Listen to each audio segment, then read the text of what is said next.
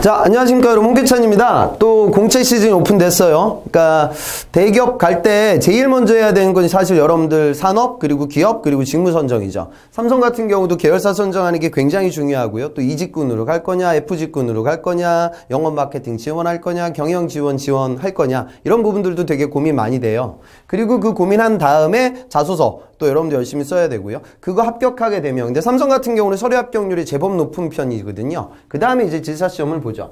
삼성은 여러분 면접이 어렵지 않아요. 그러니까 한 3대1 정도 되거든요. 다른 기업들보다 훨씬 더 면접이 수월하죠. CJ 같은 경우에는 막 10대1 정도 될 때도 있죠. 그러니까 어찌 보면 삼성 입사에 있어서 우리나라를 대표하는 삼성, 또 세계를 대표하는 IT 기업 삼성에 입사하는 데 있어서 관건이 이제 지사 시험이에요. 그러니까 지사 시험은 여러분들 잘 봐야 되는데, 아마 이 시험이 뭔지 모르는 분들도 계실 거고요. 또 지난 시즌 때 공부를 안 하고 시험장에 갔다가 떨어진 우리 재수생들도 있을 것 같아요. 그런 분들 입장에서 이 시험을 어떤 관점에서 우리가 바라봐야 하고요. 이 시험의 유형이 또 어떻게 이루어지고요. 삼성에 가기 위해 여러분들이 어떤 식으로 학습 방법을 끌어가야 되는지, 이 부분이 중요하잖아요. 그래서 짧은 시간 동안 시험에 대한 개요, 그 다음에 유형이 어떻게 이루어지고, 또 여기서 가장 중요한, 그러니까 시험에 풀이 기법들이 좀 있는 문제들이 분명히 존재하거든요. 그 부분에 대해서 제가 오늘 정리 말씀 드리고요. 그 다음에 공부하는 방법에 대해서도 같이 좀 설명을 드리고자 합니다. 그리고 지사시험 여러분들 삼성뿐만이 아니라 대기업 취업하는 관점에서 어찌 보면 바이블이 되는 가장 중요한, 우리나라에서 인적성 시험을 제일 처음으로 시도한 기업이 삼성이거든요. 그런 관점에서 이해를 하셨으면 좋겠어요. 아마 오늘 저를 생전 처음 보는 분들도 계실 것 같아서 간단히 저 소개 말씀드리면, 저는 삼성 출신 취업 컨설팅 하는 사람이고요. 직무, 자소서, 인적성, 면접 많은 강의하고 있어요. 그리고 실전에서 많은 학생들을 만나고 있는데, 글쎄요, 좀 그런 느낌이 와요. 그러니까 제가 학생들 많이 만나보면, 대학 같은 데 가서도 제가 강의를 하다 보면 좀 상위권 대학, 그러니까 공대가 좀 센 대학, 이런데 방학 시즌에 가보면, 도서관에 가보면 거기 이제 인적성 공부하는 친구들, 이런 좀 지사 문제집, 통합 인적성 문제집, 이런 NCS 이런 걸 풀고 있는데, 조금 하위권 대학으로 가게 되면 도서관에 가보잖아요. 그럼 방학 시즌에 다들 영어 공부하고 있어요. 그러니까 이 부분이 뭐냐면, 물론 어학이 꼭 취업에 중요한 관문이 될 때도 있지만, 그게 어느 정도 만들어지고 나서 그 이후서부터는 취업은 이제 전략보다는 전술이 더 중요해지니까 이런 좀 어느 정도의 공부가 있어야 되거든요. 제가 아쉬운 부분은 뭐냐면, 여러분들 학점 관리하고 막 4.0 넘기고 인턴하고 봉사활동하고 서포터즈하고 한 게 많은데, 문과 여대생들이 그까짓 거 산수 문제 몇 가지 못 풀어가지고 취업이 안 되면 안 되는 거잖아. 그치? 그 다음에 또 이공계들도 공학 관련돼서 공학 프로젝트 열심히 하고 랩에서 교수님 과제도 도와드리고 논문도 쓰고 그랬는데, 시각적 사고에 나오는 유형들을 잘 평상시 머릿속에 넣어놓지 않으면 시험장 가서 긴장하게 되고, 그럼 여러분들 삼성 가기가 어려워져요. 그래서 저도 이제 삼성 출신이긴 한데, 제가 예전에 삼성 갈 때는요, 문제집이 없었어요. 그러니까 진짜 본인의 IQ 테스트가 이루어졌는데, 요즘은 어때요? 다들 공부를 한단 말이죠. 그러니까 남들 따라가셔야 되니까 공부 반드시, 이게 무슨 고시 공부는 아니에요. 한 6개월짜리 공부하는 게 아니라 한 달, 2달 정도 타이트하게 문제 유형들을 익히는 과정이죠. 그러니까 어떤 문제들은 정말 로직이 있어요. 그래서 그 방법대로 딱딱딱 들어가면 풀 수 있어요. 그런데 또 어떤 문제들은 여러분들 많이 접해봐야 돼요. 그러니까 자료 해석에 나오는 나눗셈 파트는 이론도 중요하지만 실제 계산 연습을 많이 해야 여러분들 실력이 올라가거든요. 그래서 제가 취업할 때는 이런 문제집도 없었지만, 지금 여러분도 어쩔 수 없으니까 패턴을 익히는 과정으로 좀 들어가세요. 그리고 제가 학생들 많이 만나오면서 느끼는 부분은, 제 예전 학생인데 삼성전자 들어간 학생인데요. 이 친구는 저기 전문학사 출신이거든요. 그리고 학점은행제로 학위를 받고 지금 삼성전자를 다녀요. 그러니까 삼성은 어찌 보면 이런 학벌이라든가 여러분들 일반적인 우리 스펙을 상당히 덜 보는 기업이에요. 그러니까 내가 학교가 좋으니까 삼성이 무조건 가겠지, 난 학교가 후지니까 못 가, 이렇게 생각할 필요도 없으니까 더 적극적으로 여러분들 취업 준비를 하셨으면 좋겠습니다. 제가 일한 지가 오래됐는데, 실제로 작년 하반기에도 제 삼성에 입사시킨 제 최종 합격자들 한 120명 정도 되거든요. 근데 여러분들이 아셨으면 하는 부분은 뭐냐면, 이런 게 있어요. 그러니까 제 합격했던 삼성전자 DS 영업 마케팅에 들어갔던 여학생들하고 제가 이제 그날 행사한다고 해서 같이 술자리에 앉아 있었는데, 그 친구들이 보통 학교 수준은 뭐 중경외시 정도 됐었고요. 그 다음에 전공은 다양해요. 뭐 중어도 있고 행정도 있고 경제도 있고 경영도 있고. 근데 거기 있는 삼성전자 DS 영업 마케팅 반도체 해외 영업하는 파트니까 우리나라 민간 기업 중에서 최고봉의 자리에 입사한 학생들이거든요. 근데 그 친구들이 다들 샘표 인적성을 받고요. 그 중에 한 명만 붙었고요. 또 그들 중에 수많은 친구들이 GS 리테일이나 BJF 리테일 최종 면접장에 갔는데 안 됐어요. 그러니까 구직을 처음 하는 분들은 어떻게 생각하냐면 야 내가 지금 뭐 샘표 사조 이런 데 서류가 떨어지는데 내가 무슨 삼성에 가 그런 식의 생각은 갖지 마세요. 특히 이공계들은 아마 선배들을 통해서 들어봤을 텐데 공채 규모가 다른 기업들을 압도합니다. 그러니까 제 합격자들 중에 이렇게 삼성 비중이 높은 이유도 뭐 제가 삼성 출신이라 그런 이유라기보다 그 공채 규모가 너무나 크기 때문에 그래요. 그러니까 고등학교 때 대학 갔던 버릇들을 계속 갖고 계시면 안 돼요. 우리가 대학에 갈 때는 서울대가 있고 연대가 있고 고대가 있고 뭐 이렇잖아. 그런데 대학들의 정원에 큰 차이가 없어. 그러니까 나한테 수준에 맞는 대학을 초이스하는 게 어찌 보면 합당한 선택이죠. 그런데 삼성이 17년 상반기 삼성전자 공채 규모가 3,500 정도 됐었어요. 그리고 지금 작년 실적을 보면 최근에 총 자산도 300조를 넘겼어 삼성전자가. 그리고 작년 매출이 240조 정도 되고요. 그 다음 영업이익이 53조가 넘어요. 그러니까 3,500 정도를 뽑았는데 그럼 지금 반도체 투자가 계속 이루어지고 있으니까 올해 18년 상반기는 전자가 그거보다 더 많이 뽑을 거예요. 그럼 그룹 공채가 4,000이 넘어설 가능성이 크거든요. 그런데 CJ 같은 그룹이 보통 한 시즌에 한 500명 뽑아요. 그러니까 삼성전자가 3,500을 뽑고요. CJ그룹이 한 시즌에 500을 뽑아요. 여기는 무슨 소리냐면 아래로 내려가면 내려갈수록 채용 규모가 극단적으로 줄어드니까 내가 여기를 버리게 되면 여기가 상위권이니까 나 못 가. 그러면 생각해봐. 삼성전자 쓰는 친구들이 다 CJ그룹도 쓰고 롯데도 쓰고 다 써요. 그러니까 여러분들이 구직의 확률이 더 줄어들죠. 큰 숫자의 덩어리를 버리시면 안 돼요. 더군다나 이공계라고 하면 여기가 살 길이에요. 채용 규모가 다른 기업들을 거의 압도합니다. 그러니까 앞서 말씀드린 내용만 보더라도 여러분들 지사시험 우리 꼭 공부해야 하지 않을까요? 첫 번째는 뭐야? 학벌을 잘 안 본단 말이야. 그리고 지금 블라인드 채용이 가속화되고 있으니까 삼성도 더 그럴 거야. 그 다음에 두 번째는 뭐다? 공채 규모가 너무 큰 걸 버리게 되면 전체적인 취업의 확률이 줄어든다. 그런 메시지도 제가 좀 같이 드리고 싶어요. 그 다음에 아까 두 가지 삼성 지사시험을 봐야 될 이유에 대해서 제가 말씀을 드렸고요. 그 다음에 첨언하다면 좀 무엇이 있냐면 지금 적성시험을 대파이 코리아, P&G 뭐 이런 외국계 기업들도 보거든요. 그렇게 되면 어떻게 되냐면 적성 공부를 해야 돼. 그러면 기업들마다 유형들이 달라. 그럼 나는 도대체 무엇 가지고 공부를 해야 될까? 통합인적성의 책들이 있으니까 그걸로 할 수도 있고요. 그 다음 지사시험이 보면 난이도는 극상위권은 아니에요. 그러니까 중상위권 정도의 난이도가 지사시험, 삼성의 인적성이고 근데 출제 범주는 굉장히 넓어요. 기본적인 언수축, 그 다음에 시각적 사고 이런 것들이 굉장히 넓게 나오고 있기 때문에 이 시험으로 공부를 하면 또 여러분들의 다른 기업들도 많이 커버가 돼요. 그리고 실제적으로 서류 합격률이 굉장히 높은 기업이 삼성이기 때문에 그 수많은 기업들 중에 내가 인적성 시험장에 갈 수 있는 확률도 높고 또 문제 유형이 다양하니까 거기서 내가 배운 부분을 활용해서 다른 기업의 적성 시험도 커버가 가능하고 이런 식의 관점이 있겠죠. 그러니까 또 여러분들 지사 공부에 열을 올리셔야 돼요.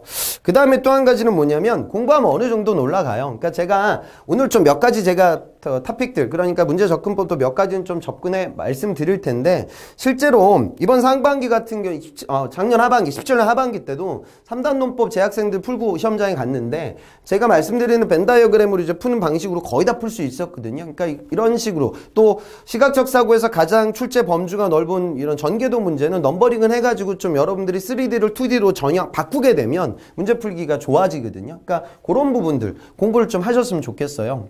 실제로도 보면 제가 여러분들한테 드리고 싶은 말씀은 또 이거 오늘 들으면서 야 뭐 저렇게 하면 되겠지? 아니에요. 적성은 강의로만은 되지 않아요. 여러분들 스스로 꼭 시간 지고 푸는 연습을 하셔야 되니까 그런 식으로 연습을 해서 본인의 실력을 높인다. 그러니까 공채 규모가 큰 기업 삼성 버릴 수가 없는 노릇이고 학교 차별도 없으니까 당연히 여러분들 도전해야 되고 또 타기업 적성까지 커버할 수 있는 폭넓은 시험 또 공부하면 어느 정도는 올라가는 시험이기 때문에 그런 관점에서 지사시험을 꼭 여러분들이 공부하셨으면 좋겠어요.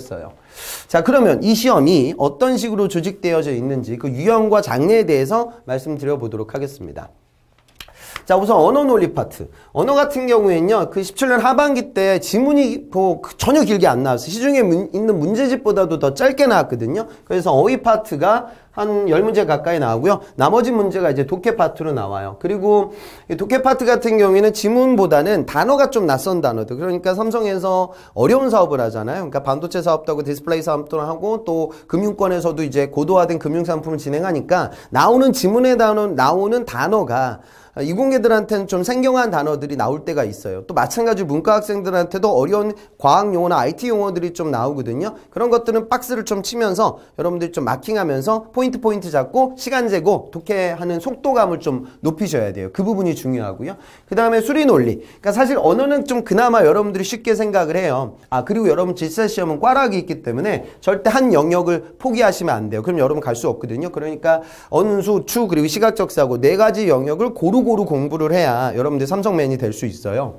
그럼 수리 영역은 응용수리, 이게 이제 방정식이거든요. 요게 한 5문제 나오고 자료 해석이 한 15개 정도 출제가 되고 있죠. 그러니까 방정식은 어느 정도는 패턴이 있어요. 방정식이라고 해가지고 여러분들한테 2차 방정식, 인수분해 이런 거 시키지 않아요. 중학교 수준이야. 그러니까 뭐 속도 문제, 농도 문제, 일률 문제, 진감 문제, 아주 가벼운 패턴으로 문제가 출제되니까 제가 이 일하면서 느끼는 부분은 과외 아르바이트 오랫동안 했던 친구들이 잘 붙어요. 이 소리는 뭐야? 여러분들 못하시는 거 아니에요. 까먹은 거예요. 그래서 강의 듣고 여러분들이 책 문제 풀어보면서 그동안 까먹었던 중학교 수준의 방정식 문제를 머릿속에 리마인드 시켜야 돼. 그 다음에 이제 자료 해석 파트는 그래프 해석도 나오고요. 그 다음에 보이지 않는 값을 물어볼 때도 있어요. 그리고 이제 NCS 같은 경우도 이 자원 배분이 되게 어렵게 나오는데 17년 하반기 숫자는 아주 깔끔하게 나왔다고 해요. 그러니까 물론 계산을 하긴 해야 되는데 결국에는 나눗셈 싸움이거든요. 그러니까 누가 비율 계산을 정확하게 하냐 요 싸움, 그리고 그 비율의 대소 비교를 어떻게 진행할 것이냐 이 싸움이에요. 그래서 여러분들이 제가 강의 때 뭐 말씀드리겠지만 그 책에 있는 내용들도 마찬가지고 어떤 계산은 정말 정석대로 해야 되는데 어떤 계산은 좀 비율 계산을 빨리빨리 할 수 있는 약간의 팁, 스킬 그런 것들도 좀 고려하셔야 되거든요. 그래서 그 부분 좀 따라가면서 준비를 좀 해보시기 바랍니다. 자료 해석이 상당히 중요한 비중을 차지하고요. 그 다음에 추리 파트 같은 경우에는 영역이 좀 다양해요. 우선은 어휘 추리는 너무 쉬워. 이거는 그냥 무슨 단어 간의 관계 보고 추론하는 거니까 어휘 능력만 갖고 있어도 쉽게 맞출 수가 있고요. 그 다음에 도식 추리하고 도형 추리는 중요해요. 도식 추리는요, 이게 한 세트야. 하나 틀리면 3문제가 다 날아가요. 그래서 이 단어가 어떤 단어로 바뀌었는데 중간에 들어가는 기호나 이 기호가 갖고 있는 의미를 해석하고 그거를 다른 숫자에 대입을 시켜가지고 결론값을 찾아내는 식의 문제, 추리 문제가 나오고요. 그 다음에 도형추리라고 하면 시각적 사고에 나오는 아주 어려운 2D나 3D의 개념이 아니라 간단한 도형의 추리를 활용해가지고 이게 회전했냐, 뭐 대칭 이동했냐, 색반전했냐 이런 걸 찾아내는 패턴이에요. 그렇게 지금 6문제 정도. 요거는 여러분들 그 책에 있는 내용들 제 강의 활용하면 다 맞출 수 있어요. 이건 다 맞출 수 있고요. 그 다음에 중요한 게 이제 언어 추리 파트가 20문제가 조금 넘게 나오는데 요것도 우선 한 4문제 정도가 명지하고 3단 논법이야. 이건 모든 어떤으로 나와요. 삼성 같은 경우에. 그래서 대전제, 소전제, 결론. 모든 사람은 죽는다. 그 다음 뭐 소크라테스는 사람이다. 그래서 소크라테스도 죽는다. 뭐 이런 식의 개념이거든요. 그러니까 요거는 그 문제 로직들을 연결고리를 잡아서 대우명제로 풀 때도 있고요. 안 그러면 집합관계를 활용해가지고 문제에 접근하면 문제풀이가 수월해집니다. 그런 패턴 제가 말씀드릴 거고요. 그 다음에 진실과 거짓. 그 다음에 이 논리게임은 어찌 보면 이제 비슷한 패턴인데 요게 이제 인적성의 백리예요. 그래서 진실 거짓은 참 거짓. 그러니까 누가 참말하면 누가 거짓말하는 이런 기준점. 또 내가 무슨 말을 했는데 너는 꼭 내 말을 참말이라고 응원해주는 사람. 그러니까 결국 같이 가는 놈들하고 따로 가는 놈들이 있는데 이런 것들을 분할해가지고 선을 빨리 그어야 돼요. 그래서 지금 이 문제를 정리를 해야 되니까 A가 참말할 때, A가 거짓말할 때 이렇게 섹션. 다시 말해 이 논리게임도 그렇고 진실게임도 그렇고 제일 중요한 건 기준점을 잡고요. 세그멘테이션 하셔야 돼요. 이걸 손으로 못해요. 눈으로 못해요. 손으로 해야 되거든. 그러니까 빠르게 여러분들 라인을 긋고 문제에 주어진 조건들을 기호화시키고 그 기호화시키는 내용들을 연산하고 이를 통해 빠르게 뭐 배시표, 식단표, 아파트 이런 것들을 빨리 그려야 돼요. 그러니까 이런 식의 연습을 하는 거죠. 연습을 해야 시험장 가서 여러분들이 문제풀이 속도가 올라가니까요. 그 다음에 이제 시각적 사고가 30문제 나오는데 보면 입체하고 평면. 나와요. 입체가 조금 많이 나오는 편인데 입체에서 가장 중요한 거 우선 전개도입니다. 요거는 제가 오늘 뭐 넘버링이라도 좀 설명드릴 테니까 그런 패턴 따라오시고요. 블록 쌓기도 적층법을 활용해서 풀 수 있고요. 그 다음에 이제 여러분들 힘들어하는 투상도하고 도형 비교가 있는데 요것도 이제 문제 유형들이 조금씩은 달라요. 그러니까 투상도라는 건 위에서 봤을 때, 앞에서 봤을 때, 옆에서 봤을 때 그 뷰를 보여주고 그것과 정확하게 일치되는 도형을 찾아라. 이런 식의 3D 입체 문제고요. 그 다음에 도형 비교는 3D 아주 복잡한 도형을 하나 보여주고 블럭으로 보여줄 때도 있고 복잡한 쉐입으로 보여줄 때도 있어요. 이걸 마구마구 돌려가지고 그 중에 다른 도형을 골라라. 그러니까 이런 것들도 대칭되는 포인트나 거시적이나 미시적인 어떤 특징을 보고 여러분들 찾아 나아가야 돼요. 그런 스킬들을 좀 여러분들이 문제 풀면서 머릿속에 익히도록 하시고요. 그 다음 평면 도형은 종이접기나 펀칭 문제. 그러니까 펀칭하고 자르기는 거의 똑같아요. 그래서 종이를 마구마구 그 순서대로 접은 다음에 자르거나 구멍 뚫어서 펼쳤을 때 어떤 쉐입이 잡힐 거냐. 그러니까 이것도 평면이지만 약간 3D적인 입체감을 갖고 여러분들이 접근하셔야 되고요. 그다음에 조각 찾기라든가 완성은 막 이렇게 잘라가지고 여기서 나올 수 없는 파티클을 찾아라. 안 그러면 파티클들을 조합해서 만들 수 없는 도형을 찾아라. 뭐 이런 식의 문제들이 출제가 되고 있습니다. 근데 이런 걸 여러분들한테 왜 시킬까요? 그죠? 이게 왜 그러냐면 우선은 여러분들 요즘 PLC라는 얘기하죠. 프로덕트 라이프 사이클, 제품 순환 주기. 그러니까 제품이 출시되고 나면 계속 판매되는 것이 아니라 사라져요. 도입기, 성장기, 성숙기, 세태기를 겪거든요. 그러니까 삼성이 진행하고 있는 지금 시스템 LSI에서 나오는 AP라든가 그 다음에 D램이라든가 뭐 삼성 디스플레이에서 만드는 디스플레이 패널이라든가 삼성전기의 어떤 전장 모듈이라든가 뭐 이런 여러 가지 제품들은요. 제품의 주기가 아주 짧아요. 그러니까 여러분들이 삼성에서 조직 생활을 잘 진행하기 위해서는 속도감 있는 의사결정이 필요하죠. 그래서 이렇게 논리적인 추론, 그 다음에 빠른 계산, 그리고 공간 지각 능력, 그리고 빠른 독해, 보고서만 읽어야 되니까. 그러니까 그런 부분들, 이거는 뭐 생명이나 화재도 마찬가지겠지. 그런 빠른 의사결정 능력을 갖고 있는 친구들을 뽑기 위해서 이런 인적성 시험을 디자인해 놓은 거예요. 그러니까 삼성이 인적성을 대한민국에서 처음으로 시도한 기업이니까요. 여러분 이 부분을 너무 가볍게 여기지 마세요. 야, 이거는 원래 타고나는 거야. 나 원래 수학 포기한 지, 선생님 저 수학 포기한 지가 몇 년인데 제가 이런 걸 어떻게 해요? 수학이 아니에요. 산수예요. 그러니까 중학교 산수 문제 정도는 다 풀 수 있으니까 여러분들 요거 좀 포기하지 마시고 준비해야 돼. 그래야지 앞서 말씀드렸다시피 다른 기업들도 대비가 가능하니까 그렇게 정리하고요. 자, 이어지는 부분은 근본 동영상 강의에서 여러분들이 어떤 식으로 학습을 해야 되는지 말씀드리도록 할게요. 우선 여러분들 만세삼창 한번 해야 될 게 있어. 뭐야? 상식이 이번에 사라졌어. 그죠? 그러니까 특히 이공계들 입장에서 얼마나 좋아요. 이게 사라진 이유가 뭐냐면 삼성에서도 발표했지만 이 공대생들 R&D 파트하고 E직군, F직군에서 열심히 업무 처리해야 되는데 아니 전공 과목 열심히 공부해서 학점도 높고 정말 역량이 뛰어난데 이 상식이 너무 부족한 이공계들이 삼성에 못 오는 거야. 그래서 이걸 없앴죠. 제가 보면은 득본 친구들도 있지만 더 슬퍼하는 분들도 계세요. 그러니까 문과 학생들 중에 또 이게 또 본인의 점수 밭이다 이렇게 생각했던 분들이 있거든요. 근데 너무 걱정하지 마세요. 여기 질사시험은 어차피 삼성이 그렇잖아. 너무 공채 규모가 크단 말이야. 그러니까 문과 이공과 비율이 뭐 8대2, 이공계 한 80%, 문과 20%, 20% 너무 적은 거 아니야? 근데 공채 규모를 워낙 크기 때문에 문과들도 무시하면 안 돼요. 그 다음에 성비는 한 7대3, 남자 7, 여성 3 정도 되거든요. 그러니까 어찌 보면은 남자 공대생들은 그들만의 리그이고 또 여자 공대생들은 그들만의 리그예요. 그러니까 아 내가 문과인데 상식이 떨어졌으니까 이공계들한테 너무 밀린다 이런 식의 생각은 가질 필요 없죠. 그리고 또 이공계라 해서 상식이 사라졌으니까 이제 내 세상이야 이것도 아니에요. 그러니까 같은 관점에서 열심히 준비를 하셔야 돼요. 자, 우선 동영상 강의는요 여러분들 중요하고 제 힘들어하는 그 다음에 수리, 추리 그리고 시각적 사고 제가 넣어놨어요. 그래서 수리 같은 경우에는 과거 패턴들, 그러니까 제가 책에 있는 문제도 풀고 기출 문제들도 넣어놨거든요. 그래서 기출에 나와 있는 방정식 문제들을 매트릭스 구조로 좀 표로 푸는 그 기법에 대해서 말씀드릴 거고요. 농도 비율 계산을 빨리 할 수 있는 방법에 대해서 말씀드릴 거고요. 그 다음에 이제 일률 문제는 뭐 일을 하는 속도, 수도꼭지에 물을 채워 넣는 속도 이런 문제를 어떻게 하면 최대한 빨리 수식화시킬 수 있는 부분. 그 다음에 비율 관련돼서 최근 나오는 뭐 단리, 복리 개념을 내가 어떻게 정리해야 되는 부분 요거에 대해서 말씀드릴 거예요. 그리고 자료 해석은 제일 중요한 게 결국 나눗셈이야. 이 나눗셈을 어떻게 하면, 이 비율을 어떻게 하면 내가 빨리 계산할 수 있을까? 숫자에 위축되지 않고 그 숫자를 좀 가지고 놀 수 있는 기법에 대해서 말씀드리고요. 그 다음에 그래프 해석과 관련되는 부분, 그리고 책에 있는 문제들을 보면서 실제로 제가 말씀드리는 계산 기법과 비율 계산을 적용시키는 방법론에 대해서 말씀드리겠습니다. 그 다음에 이제 어휘 추리는 뭐 너무 쉽고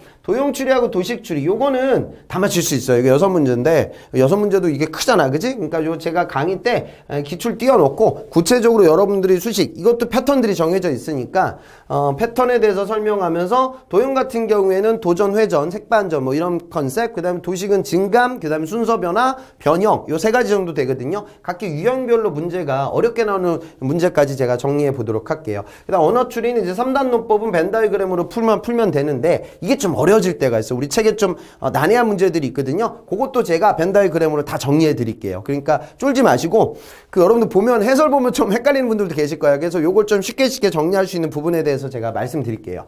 그거 다음에 이제 참과 거짓, 그 다음에 이제 논리게임 파트가 되는데 이 도식화시키는 기법이 중요한데요. 빠르게 도식화시키는 기법. 요것도 이제 몇 가지 순서가 있어. 그러니까 우선 룰을 익히고 기준점을 잡고 고정 조건에 들어가고 이 부분이 중요하니까요. 그 패턴에 대해서 말씀드릴게요. 그 다음에 시각적 사고는 입체 도형 같은 경우에는 전개도, 그 다음에 이제 또 뭐 나와? 이게 제일 많이 나오고, 그 다음에 블럭 나오고, 그 다음에 투상도. 위에서 앞에서 옆에서 3V를 보여주는 거, 그 다음에 도형 회전 마구마구 돌리는 거, 그 다음에 평면 도형 같은 경우에는 접기, 그 다음에 펀칭, 그리고 이제 자르기, 그 다음에 조각 합치기 요 정도 유형이야. 8가지 정도 패턴인데요. 제가 8가지 유형하고 다른 기출, 과거 이게 항상 막 건너뛰고, 그러니까 예전에 자르기가 한번 안 나왔다가 그 다음에 나온 적도 있고 막 그래요. 그래서 기초 책에 없는 문제까지 제가 다 넣어가지고 기출 문제 위주로 강의를 끌어가도록 하겠습니다. 그리고 상식이 이번에 빠졌는데 제가 보너스로 강의 하나 넣어놨어요. 그러니까 요건 뭐냐면 그 나중에 여러분들 삼성 자소서 3번 항목 써야 되잖아. 사회적 이슈 상황. 그 다음에 또 면접장 가서 또 IT 관련돼서 질문들 받을 거고, 그 다음에 문과, 영어, 마케팅 쓰는 친구들. 그러니까 나중에 이제 PT 면접이라든가 삼성의 자소서 3번 항목을 잘 쓰기 위해서는 삼성이 진행하고 있는 사업의 특징과 현재 IT 기업의 동향과 경제 경영의 아주 기본적인 툴과 기술들은 알고 가야 돼요. 그래서 이 부분은 그냥 편안하게 들을 수 있게끔 제가 여기다 추가시킬 거예요. 그래서 IT 최근 동향들이라든가 여러분들 뭐 퀀텀이 어떻고 뭐 OLED가 어떻고 낸드가 뭐고 이런 부분들, 뭐 플랫폼 비즈니스가 무엇인지, 4차 산업혁명이 뭔지 여러분들 그냥 잘 모르더라고. 그냥 개념으로만 알고 있으니까 면접장 가서 여러분들 그런 부분들을 잘 정리하고 삼성 에세이 항목에, 특히 문과들은 또 에세이 잘 쓰는 게 너무나 중요하니까요. 그런 부분에 대해서 정리하는 보너스 강의도 제가 넣어 놓도록 하겠습니다. 그리고 또 여러분들 요거 붙게 되면 면접장 가잖아. 그 면접장 가면 인성평가 컴퓨터로 풀어야 되거든요. 다른 기업들은 또 미리 풀죠. 그래서 인성에서 여러분들이 너무 과도하게 가면 쓰고 간단 말이야. 뭐 갑자기 삼성맨으로 강림하고 영업사원으로 강림해서 문제를 마킹하다 보면 그릇된 답변을 할 때가 너무 많더라고요. 그래서 제가 그 인성에 대해서 접근하는 방법론과 로직에 대해서도 강의에 좀 넣어놨어요. 그래서 그 부분까지 같이 들으면서 나중에 삼성 면접장 가서 컴퓨터로 인성 검사도 잘 푸시고요. 다른 기업들 인성 풀 때도 인성에서 떨어지면 페일 나니까 그 부분을 좀 같이 끌어갈 수 있게 부가적인 취업의 전반적인 내용들을 다 넣어놨습니다. 그래서 근본 강의 꼼꼼하게 들으면서 취업의 경쟁력 높이고, 제일 중요한 건 뭐야? 누누이 강조하지만 또 야 홍기찬이 잘 푸네, 나도 풀어야지, 뭐 안 풀려 그지? 그러니까 여러분들 시간 제거 푸는 연습을 좀 열심히 진행하세요. 그리고 실제로도 보면 제 예전 학생인데 스터디 이제 제가 오프라인 강의할 때 돌렸던 친구인데, 이 친구 저 별명이 카톡칼이에요. 그래서 맨날 카톡칼 들고 다녀. 드르륵. 왜 그러냐면 팀원들이 문제지를 사갖고 오면 지가 해답하고 해설을 잘라가요. 그래서 팀원들 해설이 없어.